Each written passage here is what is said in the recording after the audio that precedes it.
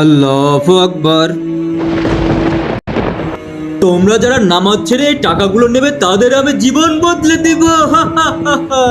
আরে এত টাকা, এতে তো আমাদের জীবন বদলে যাবে। 2 প্লেট সিঙ্গারা দিয়ে দাও। কত টাকা হয়েছে? তোমাদের টাকা দিতে হবে না, তোমাদের এই শহরে সবকিছু ফ্রি। ফ্রি? আসসালামু আলাইকুম ওয়া রাহমাতুল্লাহ। আসসালামু আলাইকুম ওয়া রাহমাতুল্লাহ। ইমাম সাহেব, আজকাল নামাজের মধ্যে শয়তান ধোঁকা দিচ্ছে। ইমাম সাহেব, আমাদের নামাজ কি কবুল হচ্ছে? এমন নামাজ পড়া থেকে তো ভালো আমরা নামাজই না পড়ি।